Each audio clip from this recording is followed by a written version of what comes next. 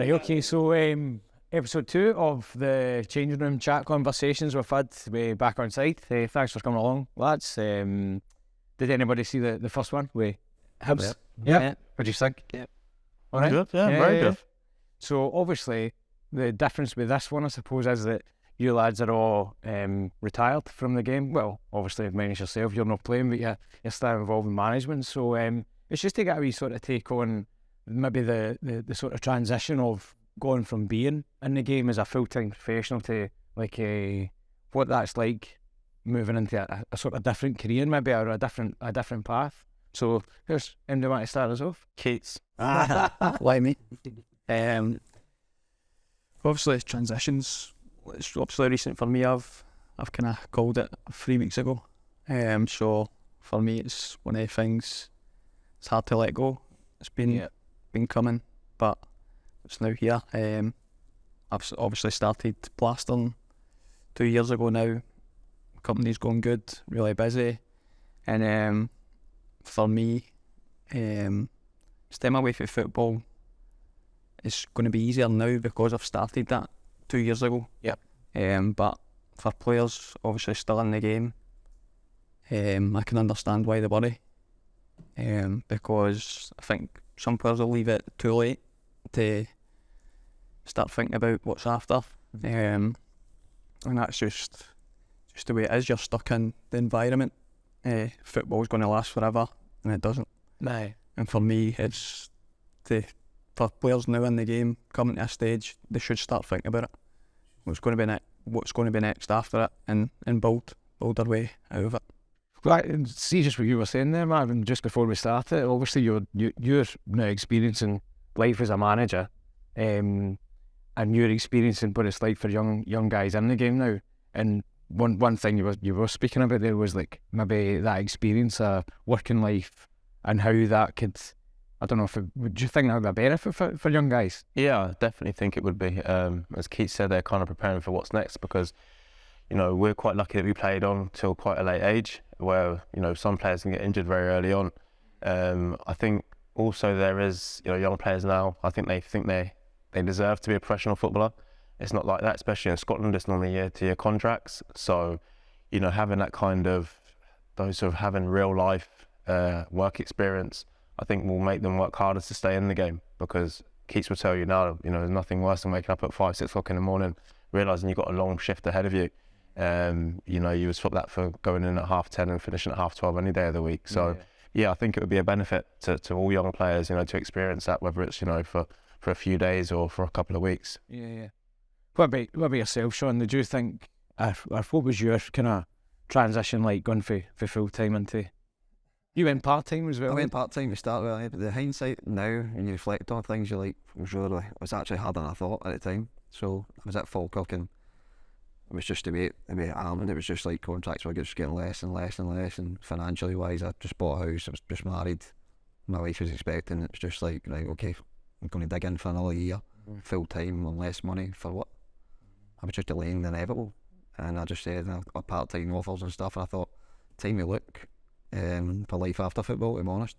And that's when I decided, spoke to the PFA and decided to go back to uni, just to kind of further my career. But the decision was difficult. It was like, obviously wake up in the morning, that's the thing I miss most, wake up in the morning in the dressing room. Actually playing on a Saturday, I don't really miss much, as in the pressures on it, that kind of thing, but waking up every morning, playing football, exercising, releasing endorphins, etc., to going to university with 18, 19-year-olds, when you're 28, dealing with a child, just a total different routine. And I think that was really the beginning of like a downfall in my mental health, to be honest. And just in reflection, as I said, just going back to that. So difficult, but at times there was good parts. Obviously playing part-time football, you score the goals, you get that really good feeling for a wee while, and then you need to deal with the aftermath of not training again till Tuesday, and then before you know it, you're not as fit as you were.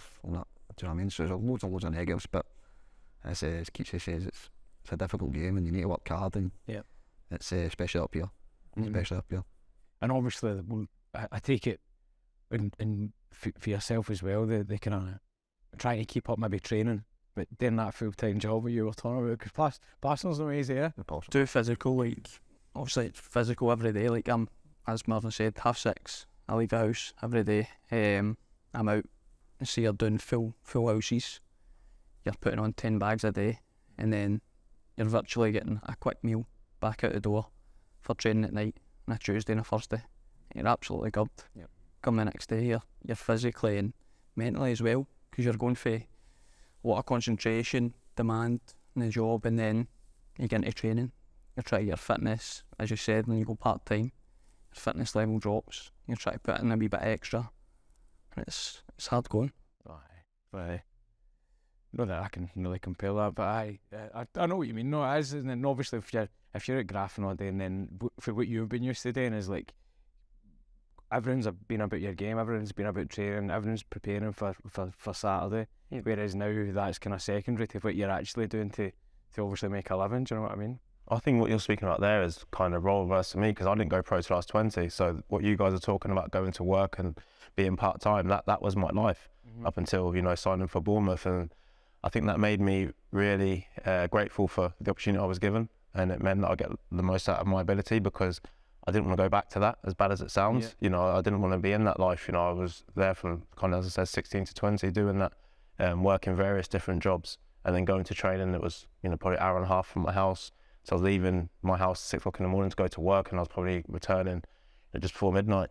So there were real long days, but I was doing it because I knew I wanted to go professional, and I knew I had to make those sacrifices, where it's probably, well, no doubt it's a lot harder for what Keats is talking about, because he's had the professional life, and he's, enjoyed all of those things, and now it's kind of down to the other side of it. So it's definitely tougher, I think, doing the way Keats has done it than the way I did it. The other way around. Yeah. But I think also like that's probably giving you a grounding for, as you said, like what's going to come after football, because you already know what it's like to get through that. But then again, it's also giving you maybe a bit, I don't know if it's right to say a bit more ambition, but as you've said, you're taking that as, I've seen what that tough life is like, and then I've got this opportunity here, so you're maybe going to work for that. Yeah, that's almost also made me prepare for after football. Yeah. So I started preparing to be a coach and a manager probably when I first came to Scotland. Started doing my coaching badges, and I always find it a lot easier to pass exams when I don't actually need them. So I got my A licence without actually needing it, because I was still playing at this point, and now going to do my pro licence in the summer. So I was prepared, because I had been part-time prior to that. I knew what kind of the real world I keep referring to. I knew what it was like. Yeah. And I think for me mentally it was a lot easier to prepare if I had to go back for that, because I'd been there. Whereas what Keats was saying earlier, it's very difficult now for players who are coming to the end. They don't know what they want to do next. Football has been their life since they're the age of 16, being full-time. And definitely, again, as Keats said, it's really difficult on their mental health, and I understand that. Because it's a tough decision to realise, wow, all of a sudden, come into the season, everything's done for you, and then the next day, that's it, it's all gone. There's no real transitional period. It's not like you get a year, and in a year's time you're not going to get another contract. It can be as soon as Mendes saying, actually, we're not giving you a new deal. So 1 week you're in a full-time environment, everything's done for you, everything's prepared for you, and then all of a sudden you're out in the big wide world by yourself and not knowing what's next. Yeah. Did you prepare for yours? Did you prepare like you were trained? Did you know you were going to do that? No. Like I never. Obviously for the last podcast, I think one of the boys said like never left school early. I was the exact same. I left when I was 15. I went in a year early to Celtic, and I never studied. Actual Mikey Devlin's mum was one of my teachers, and she used to say to him, like, I was in the corridor where the classes were in, like, used to get chucked out. I was just full focus, probably the same as yourselves, like football. Because you knew you was going to be a professional, eh? That's it, I'm going to be a footballer. There's nothing else to life. Yeah. And so it was a few years back. I thought to myself, I need to get something in place because I was struggling. I had a few injuries. My hip was starting to catch up with me, and I'm like, I've got nothing behind me. PFA had a course, obviously plastering. Right. I'd done that for a week, and then went with one of my mate's dads, and he trained me up for months, and got to the stage where he was like, you're ready to go yourself. Yeah. And you know something, it was an absolute blessing. Like, I'd done it early doors, because I see some boys now leaving, and I understand why they're in such mental like problems and worries. It's hard stepping into the world for football. Yep.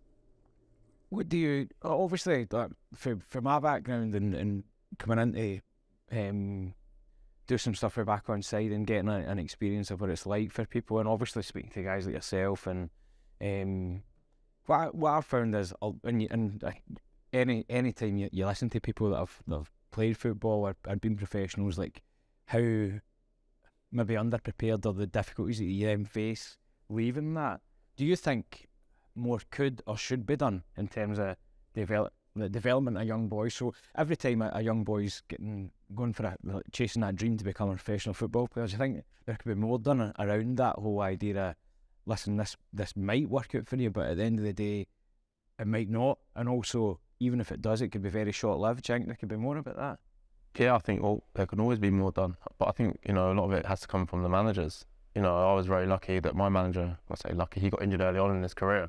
So even from the age of 21, 22, he was saying to me, you know, what are you going to do if you do get injured? And at that age, you're thinking, well, I'm going to have a long career. You know, and luckily enough, I didn't stop through injury. But there'll be players that do stop through injury, and, you know, him having that chat with me, and I imagine I had it with all the young players there, it makes you think about what's next. And I do the same now with my young players. They say, well, you know, what if you don't get a contract in the summer? You know, what is next for you? If you don't get a full-time contract next, because, you know, you can be in the Football League in Scotland, and as we know, you can still be part-time. Yeah. So what were you going to do alongside that? And as I said earlier in the conversation, it's a lot easier to go out there and learn the trade, or, you know, get a qualification when you don't actually need it. You know, that all of a sudden the pressure really turns when you're out of football and you think, wow, I need a job now. Do you know, I need to get a qualification now. You put pressure upon yourself and it becomes a lot more difficult. So yes, a lot more can be done, I think, from, you know, if the PFA or whoever else can help with it. But I think, you know, managers have got a duty of care to the younger players especially, to have that conversation with them. Yeah. I think sometimes you need to look above the managers as well, as in the clubs. Yeah. The clubs itself, like as in the owners or whatever. Like a young boy, say Keatings left school at 15, 16 years old. Well, I'll look at your experience, for instance, Marv. You went part-time and then remained full-time for a long time because you knew what it was like. So why can't there be something in place where when you come out of school and you get into full-time, if it's Celtic, whatever, United, Dundee, whatever, then every 2 days a week, go and get that trade. Yeah. And to see the other side, because how many Ronaldos, people want to be Ronaldos, how many kids do we see there now? And it's not going to happen. We were the fortunate ones that we had a career in football. Well, yes, we worked hard for it, but you still need the breaks. There's so many kids, like the boys I played with, like we spoke about Mark Malloy before. He was the best player at a country mile. Remember him, Marky? By a country mile at my age group. And Scotland v England, one tackle, finished. And that's all I mean. That's all it takes. And so Marky's done well for himself because he's went on and done PE teaching, and he's own soccer academy now. But not everybody gets that opportunity. So if clubs can introduce that at a young age of 16, 17, they might not be going to be clever or whatever it is, but it's at least they've got a trade that they can fall back on and say, right, if I'm not going to be full time, then I'm going to do this. Yeah. And they can maybe try things and say, nah, I don't like, for instance, piling or whatever it is. Nah, right, I'll go and try the next one. Just something, just so that they know, right, this is my gig after it. Because it's just one of the things. See, the thing for me as well, stepping away from football, I went through a stage when I was doing the plastering. I was thinking, what's everybody looking? Like, what's their opinion of me now? Aye. Yeah. That was one of the things I struggled with to start with. And like, I've went from football to a plasterer. What are they going to be thinking of me? I think that's your, like people, my missus says this and all, like, it's your identity. They look at you as if, oh, Sean the footballer or whatever, but what about Sean the actual person? Like, Aye. do you know what I mean? Keatsy the actual to the footballer. What about Keatsy, just the actual guy that you're? Aye. You know what I mean? Right, and you forget about that as well, because people do. You got all this for years and years and years just about you being the footballer, but what about the actual individual yourself?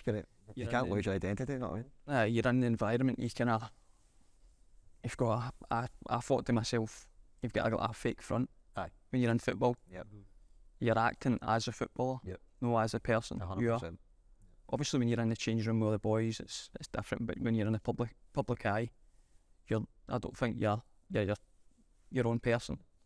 Yeah, a lot of players thrive off that though. That the mask of being a footballer. Some people love it.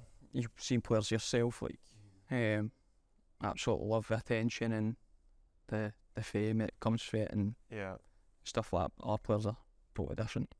That's why it comes down to the mental side of it as well. If you don't enjoy that pressure and you don't enjoy that fame or whatever it comes with it, then that can have a real effect on your mental health. And the ones that look as if they're enjoying it, are they actually enjoying it? Or the insecurities, you know what I mean? So there's loads of different ways they look at it. You know what I mean?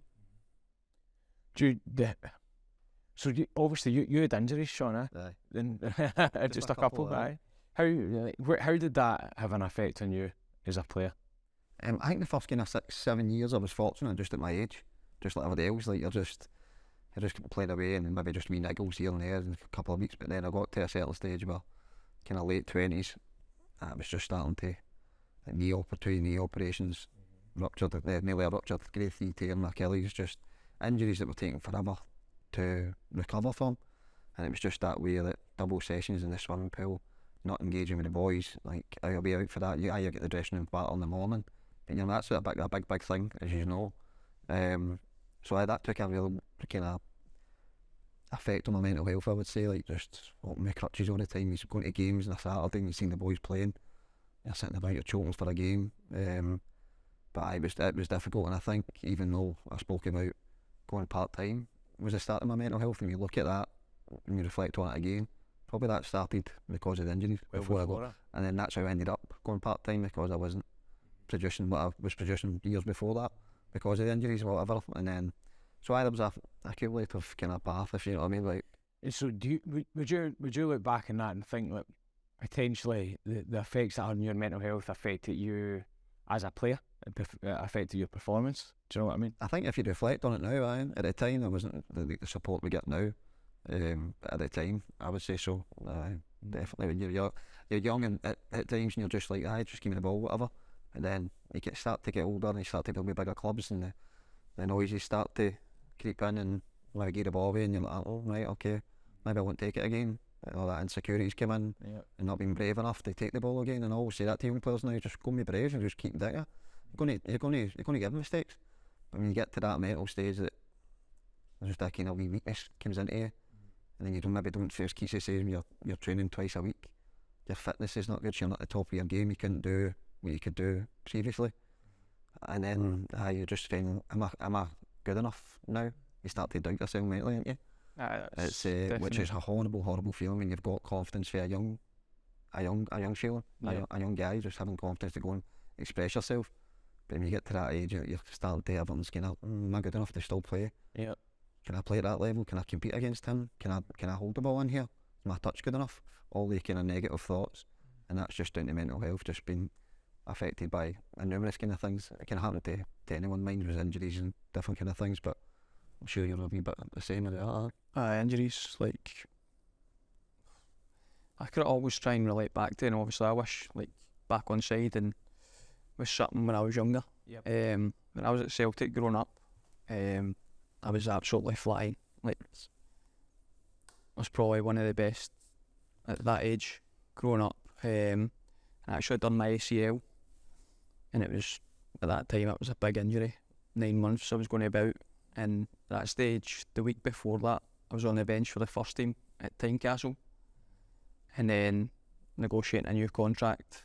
I had a few clubs interested, starting my cruciate, and then done all the rehab. Obviously, being at a club like Celtic, you've got all the facilities, the best people around about you, best care, and I came back fit, and somehow that's when I first kind of, now looking back in my career and knowing the mental health and help I've had and stuff like that, back then I wish I could have had it then, because I thought I was going to come back for that injury. Being young, I was going to be the exact same, going to be flying again, and that never happened. I was 2-3 yards off my game, ended up the following year after that, get released for Celtic, went to Hamilton, and from that kind of going on, I've always looked back to that stage thinking, like, if I had the help then, I could have maybe dealt with it and been stronger, whereas the doubts started then in myself. Like, how could I not get back to that player? Am I good enough? I think that's something I carried through my career. Like, with injuries, like, after that, done the hip, started questioning back, am I going to come back worse for that first one when I was younger? So I'm going to get down again. But as you say, like, mentally, like, when you get injured, you're away, you're kind of, it's lonely. I would say you're kind of if you've not got somebody by your side, obviously you've got the physios and that, but it's not the same as having your teammates out in the training pitch. Yep. You're in the gym, like I was training in the gym, double sessions. Boys would be away home. I'm back in doing a double session. So you're not getting the crack. They're coming in for training, having their meal away at home. You're back in the gym, just doing the physio. So you're not gonna linked. It's Almost as though you're no part of the team at that point. And obviously I've seen, and I know like some of the fundraising that Back Onside's done to help support players, that is like, we know in Scotland that there's no massive amounts of money in the game. Players are getting injured, struggling to come back for that, and on top of all the stuff that goes along with maybe feeling a bit left out for the team, there's then the financial struggle of trying to get the funds for getting them through operations, etc. And obviously Back Onside's helped massively with that with a few players. So see if you think back then, I'm maybe putting a spot a bit here, and I know you'll probably put me up for this later, but what do you think? What do you think Back Onside could have given you back then? Thinking about what's happened now. It's kind of the support. Aye. Back then I was like, when I came back for the injury, like I was really confident before it. Very confident player. I knew when I stepped on a pitch, I'm going to score today. I knew that. But when I came back for that injury, something had changed. After a few games, I'm like, how's that not going the same as what it was then? And then I think it was something that just kind of dragged in. I started asking the questions, and I never really had them to bounce off it. Like, mentally, I was starting to eat myself away. I started, if I'd done something bad, I'd start destroying myself for it. Had a bad game, I'd be in the house like, it was horrendous today, like destroying myself. Self-destruct basically. It's that fixed mindset. But before that injury, I never used to, if I'd had a bad game, I wouldn't be like, oh, I didn't care. Like, be another game coming. We'll go better next. But after that, I kind of carried that through my career. I used to kind of self-destruct. You'd have probably seen me at Hibs where if I had done something bad in that straight away, I'd be like, onto myself. I'd rather batter myself for it than somebody else. And it's something now my career's came to an end, and I think to myself, for any young boy, I think, don't be so hard on yourself. You're only like damaging yourself. And there's going to be more opportunities where you've made that mistake where you can make it right. Yeah. Kind of thing. I think you see that at the top level. See the boy Mendes at Man U. He's the ball away constantly. Yeah. He doesn't care. He just gets on with it, and then when somebody makes a mistake in his team, he's throwing his arms about like Ronaldo, and you're just like, but I don't like that side of it. But what I love is that if he gives the ball away, he does not care. He's like, give me it again, and shoots and stuff. And that's that open mindset. We just have to be pure positive and just mentally strong. Yeah, mental strength. But I think that's elite, isn't it? It's elite mindset. Elite mindset, really. But I think I think the main thing is that we're all speaking about it. And, you're speaking about it now, and people are watching this. The main thing is that they can go somewhere like Back Onside and speak about it, and that will help with their mental health and well-being. And those times when you're not too sure what to do, and like when we were playing, we wouldn't sit down like this. We wouldn't speak like this. We wouldn't speak to anybody like this. And all of the top pros, all the pros that the senior pros, everybody's gone with it. And you just used to think to yourself, well, that's what I need to do. But as I said, the main thing coming out of this is that knowing that you can speak to people, and people are actually willing to kind of sit down with you. You obviously you work with kind of younger players as well. Do you see? Would you see a change in how the conversations are? Is that not really changed that much yet? I see that many people need to open up. Yeah, I see it a lot. We do the sports science and we look at the performance side of it, and some, part of that is, the psychological side of it as well. And, so there's sport, we're lucky to have sports psychologists at the club.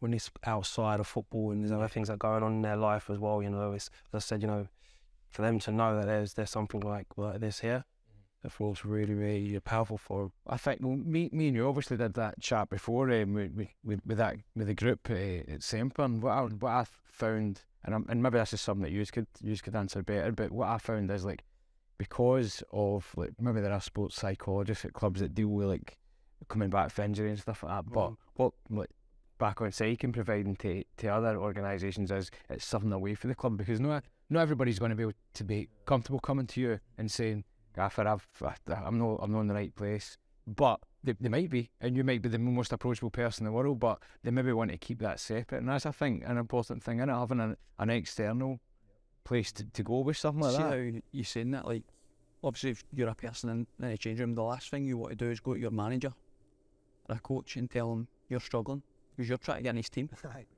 you want to be playing every single week, and in the back of your head I would be thinking, what's my manager going to think of me? I know that's a bad thing to say, but when you're in that environment, Do you think it's I'd dependent be on the thinking, manager though, Keith? this Yeah, that's a good totally point. myself. Like, am I thinking, if I chat his door, certain managers, I would think, like, would have said to me, or would have helped, but in their mind I would have thought, he's going to think I'm weak now. Know what I mean? It's a difficult situation for a manager as well, but because if, say for instance now, a young player comes to see you and he's maybe in the fringes of the first team, and you're thinking about throwing him in, and he says to you, not good now, I'm anxious or whatever, I'm mentally not great. It's a position that you think, right, okay, I'm in here, I've got a result to get in Saturday. Do you know what I mean? So it's a really difficult position for the manager, and I get that. So that's how you've probably got that, as you say, you don't like going to approach a manager, you maybe want to approach an external colleague. I think it's about the environment you're in as well, because since I went in as manager and I'm very open with how my feelings are, it's not a sign of weakness. And you know, I said to the boys when I first went in there, like, I'm an emotional person. It doesn't mean I can't look after myself physically, because someone came in to challenge me physically, I can look after myself, but I'm still in touch with my emotions. You know, that isn't a weakness. No. You know, that's just me. And I say it's so important to players to be yourself. However you are, don't come into the changing room and feel you have to hide absolutely anything. Yeah. So in terms of me, I've had players come and speak to me, maybe they wouldn't go and speak to other managers, and sometimes it's just a conversation. I just need someone to listen.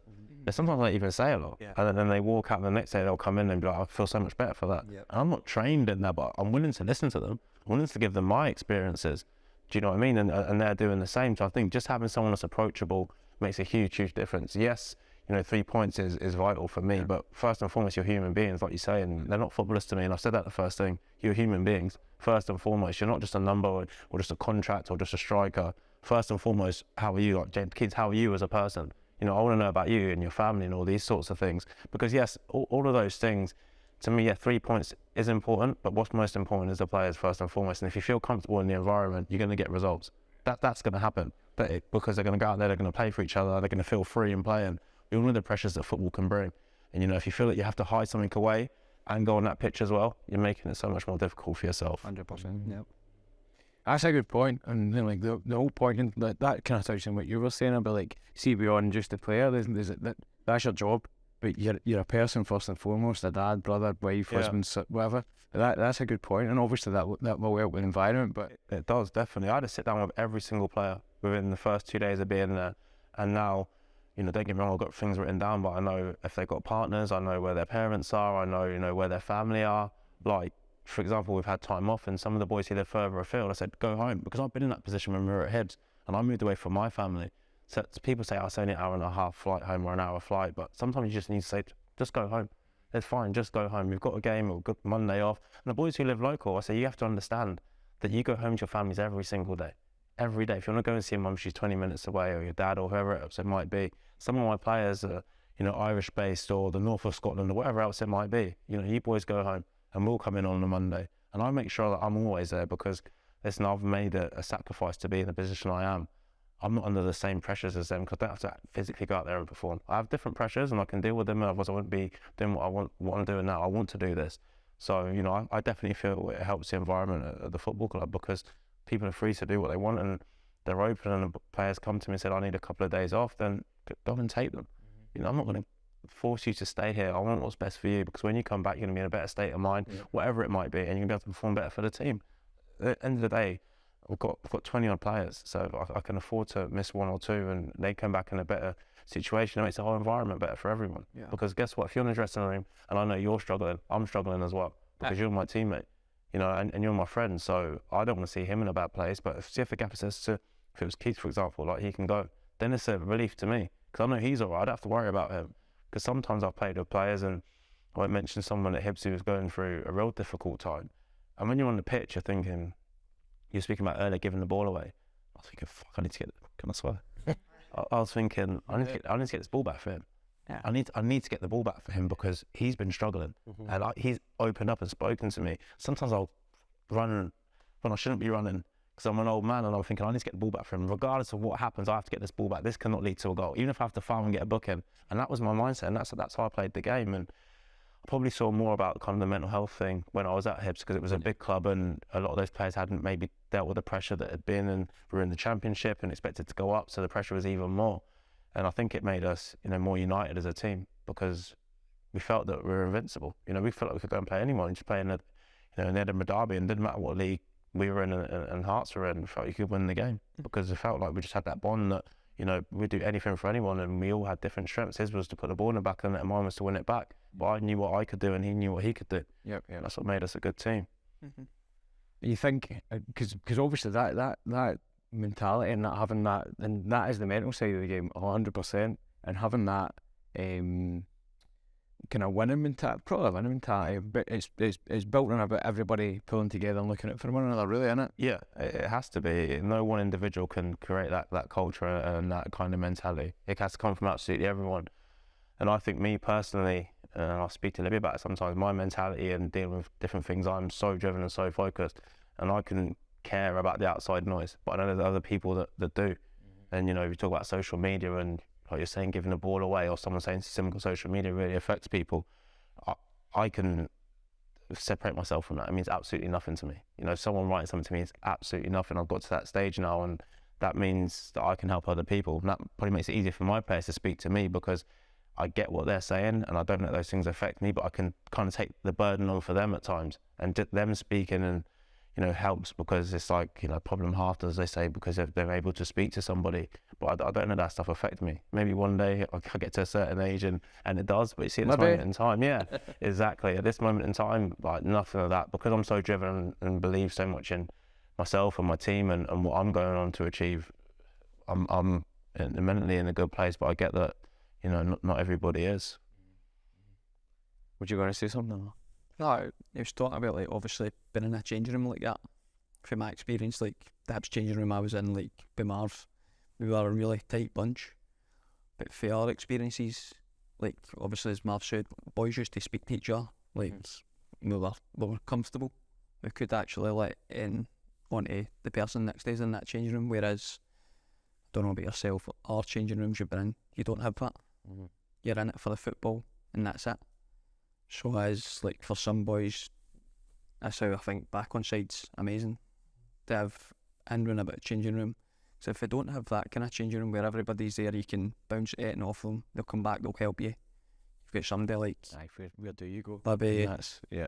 And that to be in there to give them the support. Because there's nothing worse you sit in a changing room with 20 guys that are, and you're the one struggling, and you don't have that person next to you can go, I'm struggling today. I mean, I need a wee bit of help, and you don't feel confident about going to a manager. So you're in that bubble and you're stuck. You've got that mask on. You're turning up every day. You don't want to be turning up. But for back on side, they're at the door and they can take that. 100%. It's massive. I think in this environment, I think it's so good. But we were saying there about having that mask on. I think and you spoke about it earlier on as well about having an identity.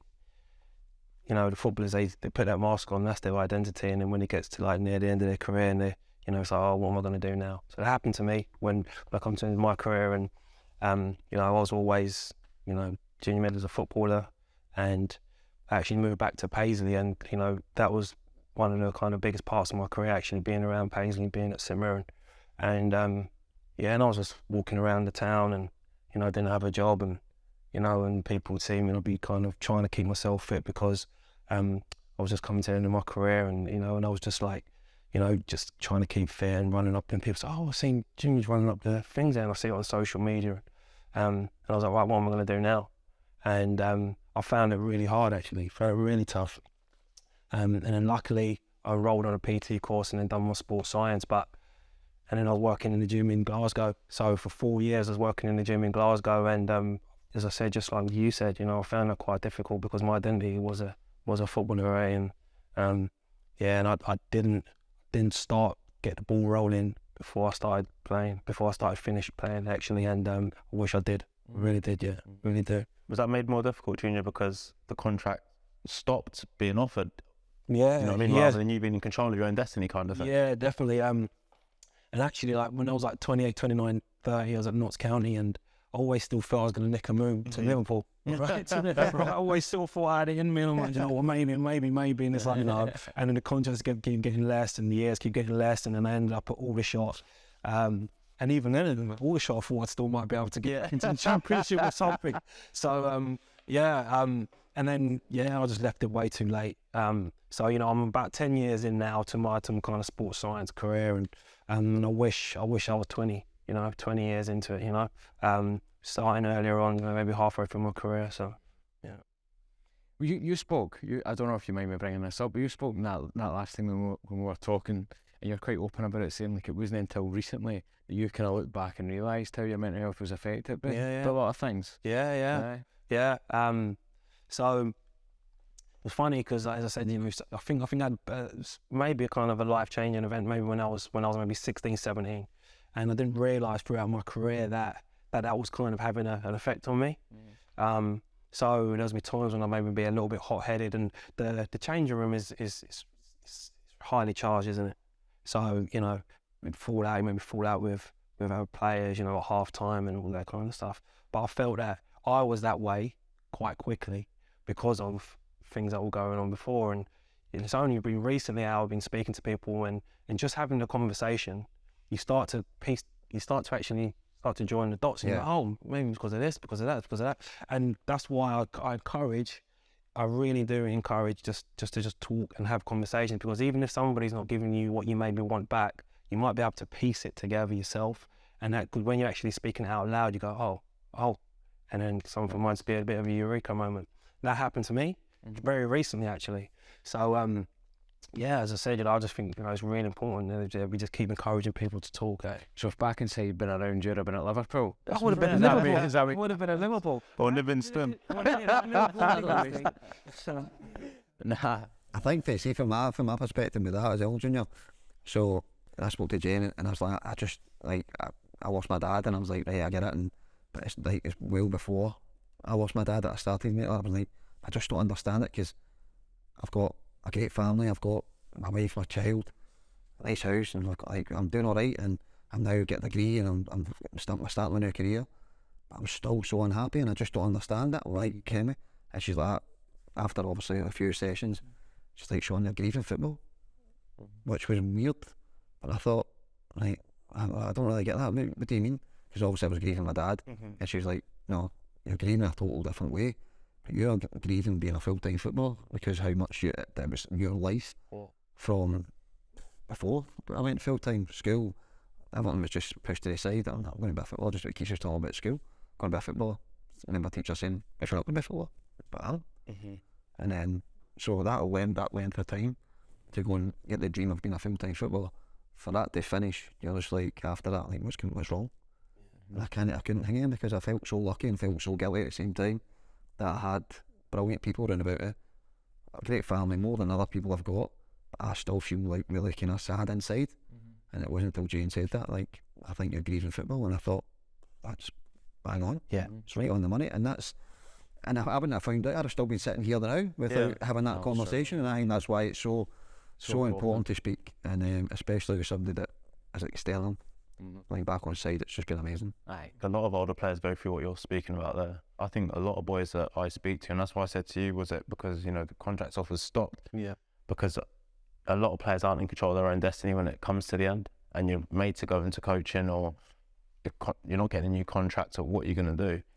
And I don't know what in my life, but obviously there's been an older player that's had a kind of some sort of impact on me, because I always said, I'll stop playing when I want to stop. I need to stop playing when they want me to keep playing.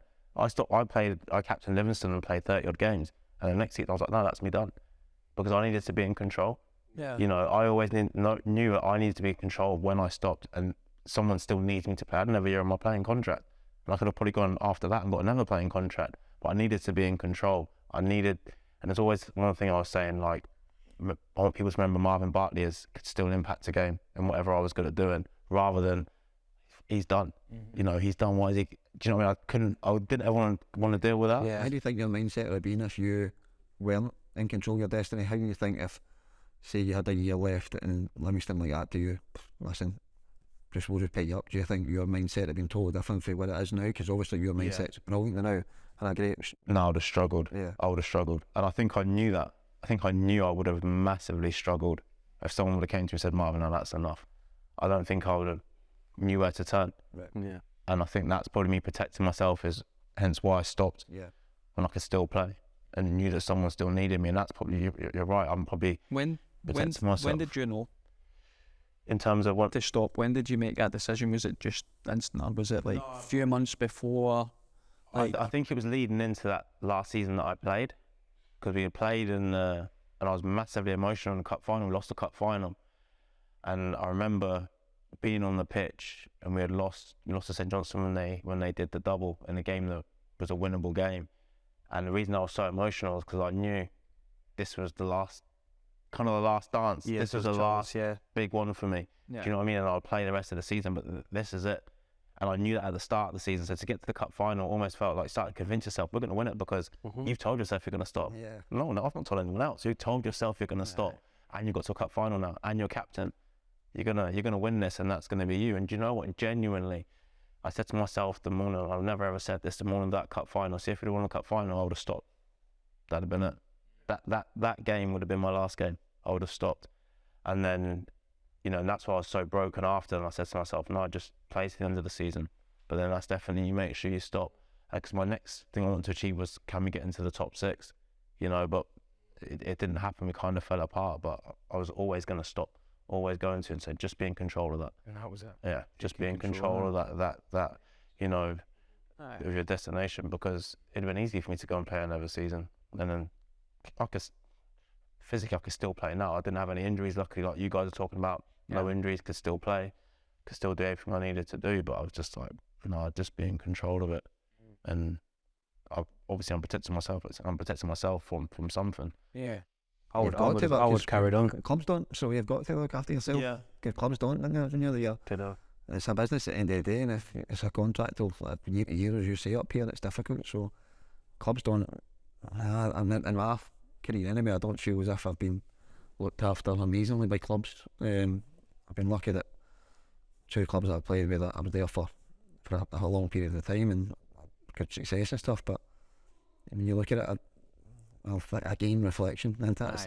It's great, isn't it, when you get time to sit back and think, well, if I could have done that. But I can understand why they're doing it, because it is a business. Yeah. But you need to look after yourself, and for you to have that mindset, I wish I had that, put it that way. And I think that's good for listeners, especially young boys that coming through. Yeah. Be in control of your own destiny. Exactly. That's a good point. Yep.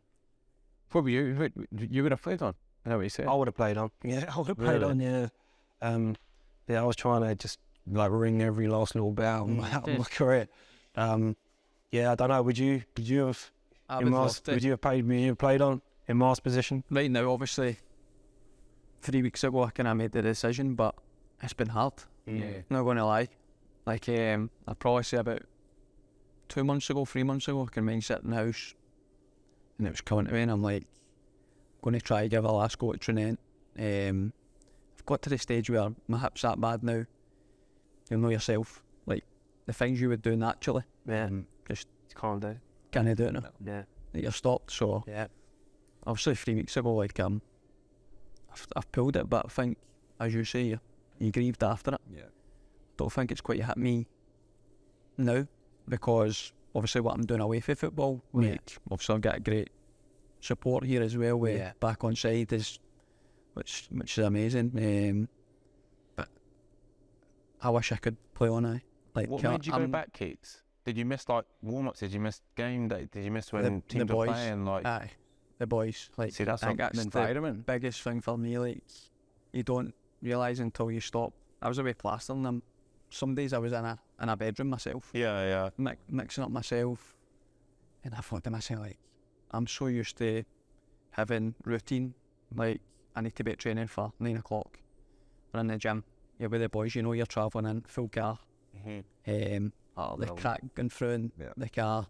As soon as you get out of the changing room, and then just went for like when I was doing the plastering, like I'm out there myself, in there, and that was the hardest thing for me. Like now I've got 2 boys who work with me, which is better. That's important for you, isn't it? So important, So because important, I don't think I would have continued if I was going myself. I think, as you said, like I'd love to carry on. Like, with absolutely.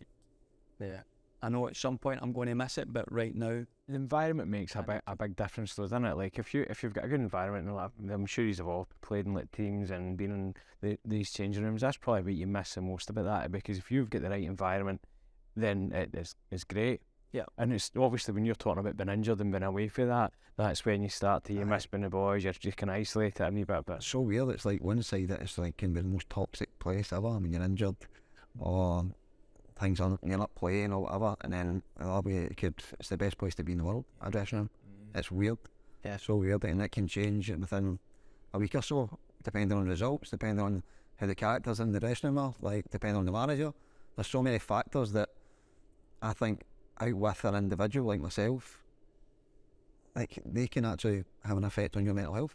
You're a part of a team. Yep. So if that, do you know what I mean? We touched on it earlier a wee bit, and I just think like, so you've got 10 other teammates in the park with 5 subs, and you're counting on them to help your mental health, which is weird to me. Actually break it down, and again, probably just loads of time recently I've got to think about it, and just but I enjoy it. I enjoy the mental side of it. I now work in health and well-being for the young people, and I just think it's just such a big thing, mental health, especially now, and there's still stigma about it, and this is why it's great to come out, because more people need to keep talking. So it really interests me now, especially because I've been affected by it. So you can see why. We can see it. Yeah. Talking about looking back right there. Libby's got this, I don't know if you've ever watched Stephen Bartlett's The Diary of a CEO, but he does a podcast. I've listened to a couple. Thought it was the aftershave, man. That's good. So these cards are like conversation starters. So I'm going to pick a couple out and just pose the questions to you, alright? Shuffle them up. While you're shuffling, see what you guys are talking about, being in that kind of full-time environment in the dressing room. See, like in the grieving of football you're speaking about, because I've gone straight into coaching and now managing. I've obviously not been to that stage yet, because I've been full-time from 20, now 36, but wherever it's been a player, assistant or manager, I'm still within that. Although I keep myself away from it, I've got my coaching staff.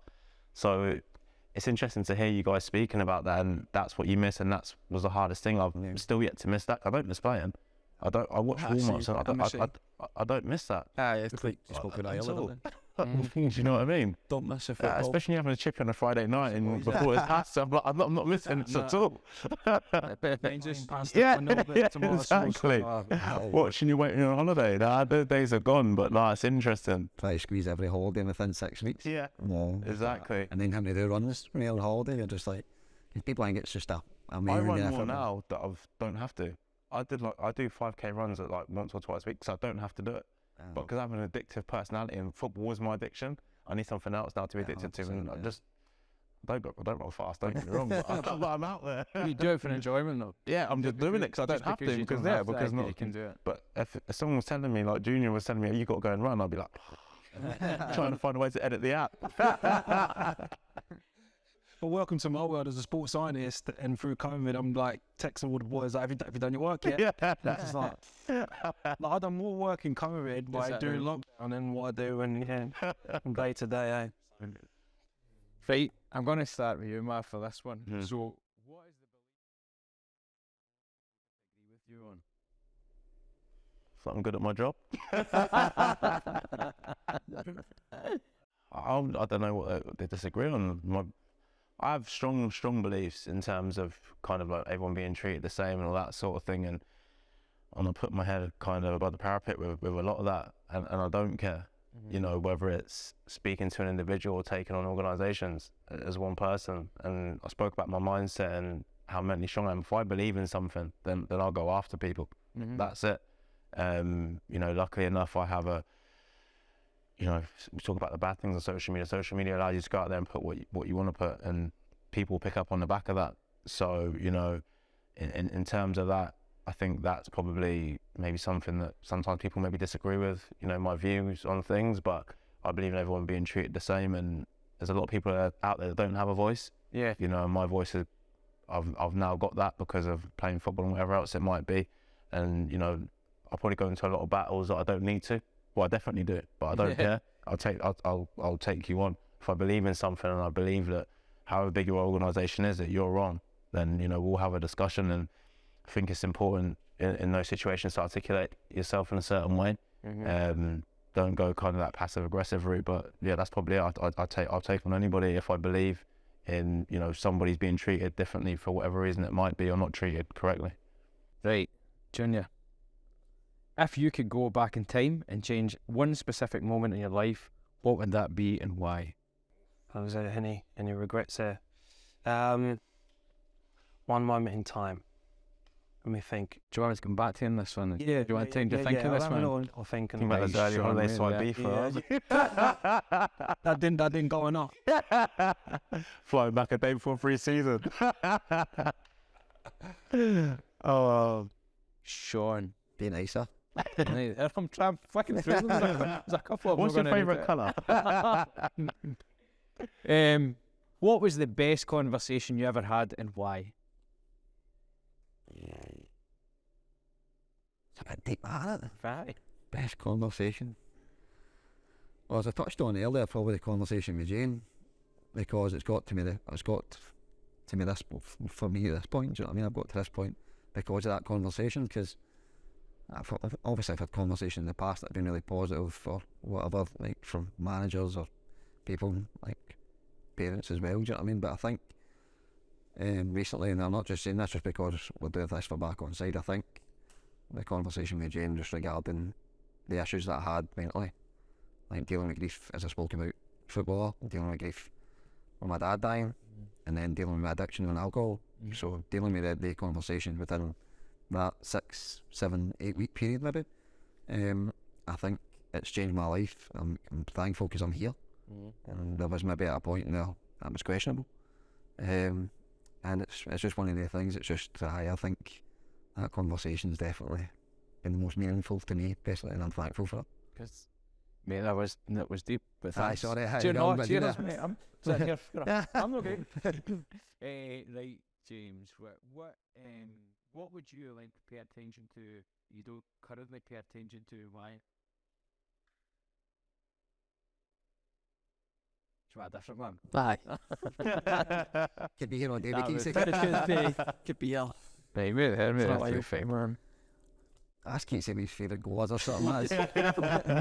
See, that'd be quite difficult for me actually. A few squigglers. oh shit. What is one thing that you would do if you weren't afraid at all? One thing I wouldn't do. You would do. So something you would do if you weren't afraid at all. No fear. I can't keep going through them. There's loads of these cards, but I can't keep going through them. What about stuff you're talking about here? Was like opening up in the dressing room. Like I would be.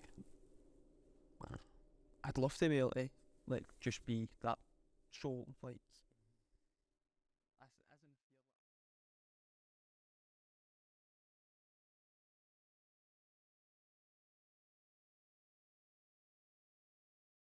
And just open up.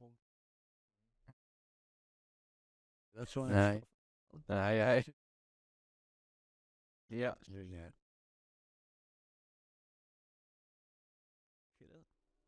Be comfortable with that. Be able to kind of speak a bit more publicly. Aye. Aye. Publicly, like be open and open. Aye. Junior, have you thought about this one moment in life yet? Yeah, so this is more for my mum, right? Bless her soul. So, when I was 11, 12, I got a scholarship, academic scholarship to go to private school in Wimbledon called King's College. And I went, and the guy showed me about, and it was like Hogwarts, this place. I was just like, no, this isn't for me. This is not for me. Like, the guy who was showing me about, he played violin, and I was just kicking football, in my school that I was in. And then I come back out, my mum's like, she's so happy. She's like, so you like him? I was like, yeah, no, not for me. so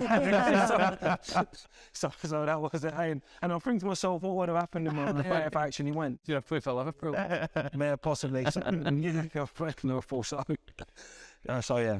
Might have owned yeah. Liverpool. Exactly.